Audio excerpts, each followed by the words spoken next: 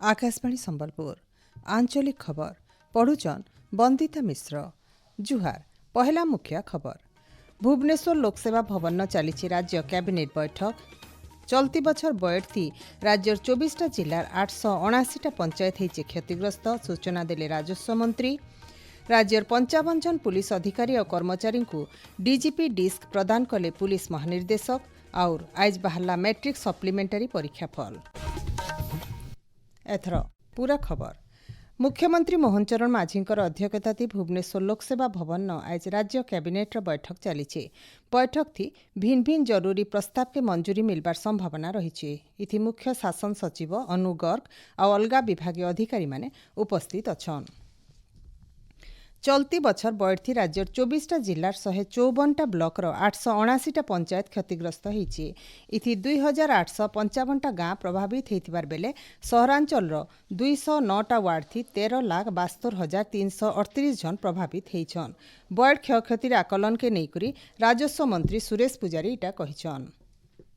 5044 T घर भांगिबार report आम पाखे हस्तगत होती। ये रिपोर्ट सत्वे मध्य आम जिला प्रशासन को परामर्श देइछु जे एटा को आउ थरे क्रॉस चेक करो कि बात पड़ी न जाऊ। बहुत जगह गोटे दुईटा पांचटा माने घर माने मध्य वर्षा पई प्रभावित होइछन। तेणु ताकू लघु आकार रे न देखि करी कोनोसी ब्लॉक रे कम प्रभावित हेतिले मध्य एवं कम क्षतिग्रस्त हेतिले मध्य लोक तार मध्य डाटाबेस प्रस्तुत करंतु। जदि केही तार क्षति बाबद रे पंजीकृत हेई नाही सेमाने आवेदन पठांतु। जो माने लैपटॉप जदि भूल वशत केउंटी हेई जाइथिबे सेमानकु मध्य आमे इंक्लूड करेबु एवं सेमानकर मध्य आवश्यक पडुथबा क्षतिपूरण राशि सेमानकु मध्य प्रदान।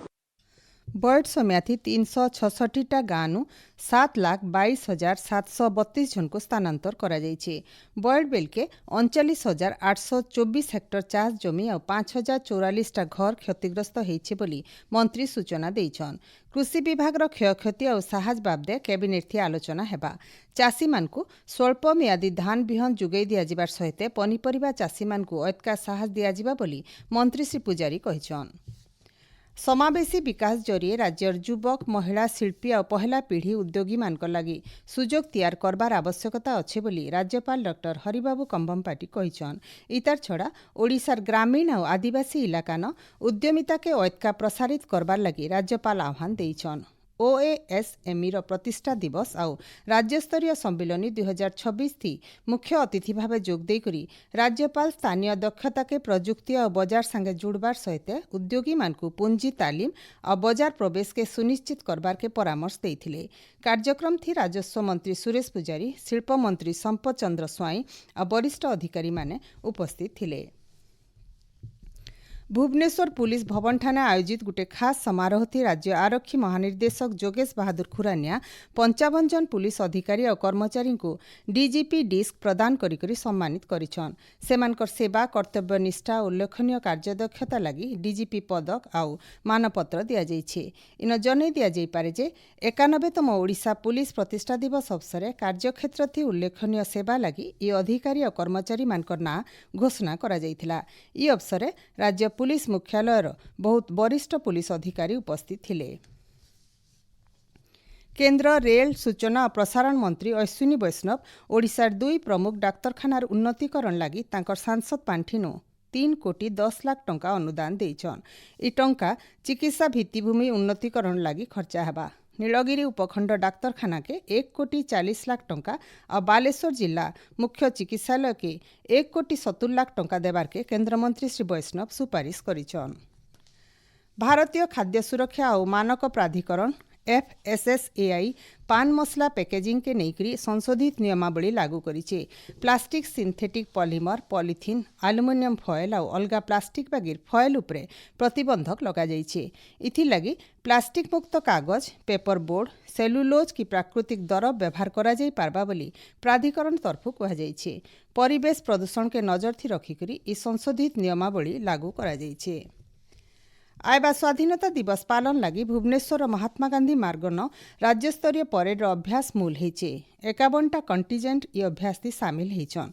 ओडिशा पुलिस सहित भिन्न भिन्न सुरक्षा बाहिनी एनसीसी कैडेट स्काउट गाइड और स्कूल और कॉलेज छात्र छात्री माने भाग नेबे। आयबा 13 तारीख इथिर लगी फुल ड्रेस रिहर्सल हेबा। स्वाधीनता दिवस के नजर थी रखिकरी सुरक्षा व्यवस्था के कड़ाकड़ी करा जाइछे। आपण माने खबर सुनुछन आकाशवाणी संबलपुर केन्द्रनु। ओडिशा माध्यमिक शिक्षा परिषद परिचालित मैट्रिक सप्लीमेंटरी परीक्षाफल आज बाहरी। इथि पास हार 63.64% रही। चलती बछर सप्लीमेंटरी परीक्षार्थी 5060 जन छात्र छात्री परीक्षा देइथिबार बेले सेथु 3666 जन पास करिछन। सेंता राज्य मुक्त विद्यालय परीक्षार फल भी आज बाहरी जेंथि पास हार 62.67 रही। पुरी श्रीमंदिर न श्रावण मासर अंधार पखर उआस तिथि न आज महाप्रभु मानकर चिता लगी नीति करा जाइछे। श्रीमंदिर न दारू विग्रह को दैतापति सेवक माने रत्न चिता लगी करैछन। 3 बाड़र बाड़ग्राही और दैतापति सेवक माने श्रीअंग न अलंकार लगी करैछन। महाप्रभु श्री जगन्नाथ धोप हीरा लागिथिबार सुवर्ण चिता धारण करिछन। बड़ ठाकुर बलभद्र नीला और देवी सुभद्रा माणिक लागिथिबार सुवर्ण चिता धारण करिछन। इथिर लगी पहला भोगमंडप नीति शेष हेबार उतरु 2 बजेनु संजर 7 बजे तक 5 घंटा लगी सर्वसाधारण दर्शन बंद रहिथिला।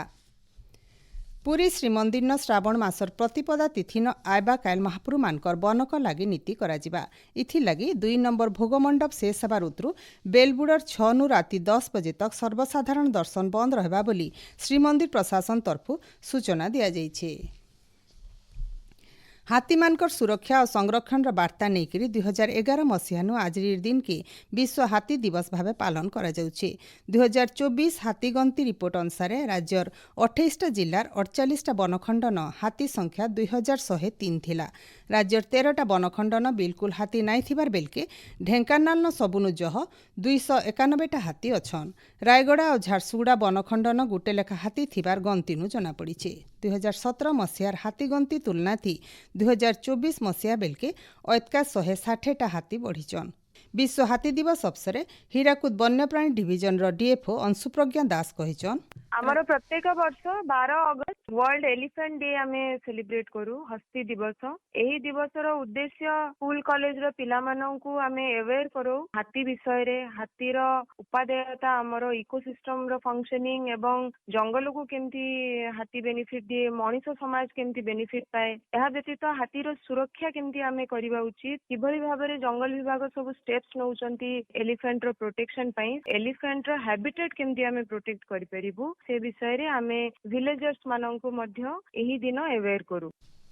ई दिवस अवसर ओडिशा सरकार वन्यप्राणी संरक्षण और सेव एलिफेंट फाउंडेशन ट्रस्ट मिलित सहयोग थी भुवनेश्वर न राज्यस्तरीय कार्यक्रम आयोजन करा जाइछे।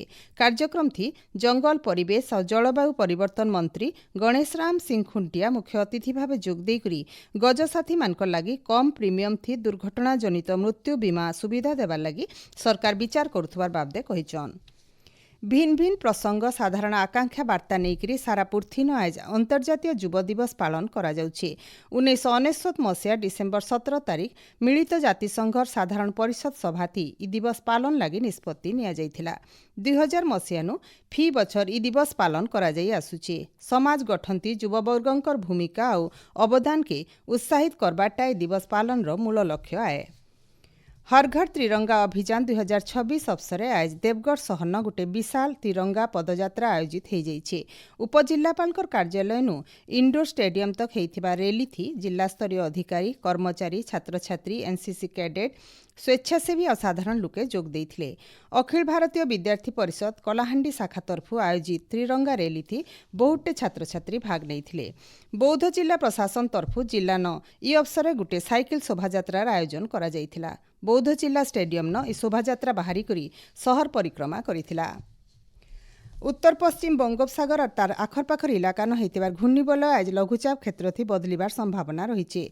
इतार प्रभाव थी आयबा 17 तारीख तक राज्यर भिन्न भिन्न जगह न जबर वर्षा हो पारे बोली भुवनेश्वर आंचलिक पाणीपाग विज्ञान केन्द्र तरफु आकलन करा जाइछे। पाणीपाग विभाग सूचना अनुसार आयबा 24 घंटा भितरे अनुगुल और केन्दुझर जिल्ला न जबर नु अति जबर वर्षा हेबार संभावना रही।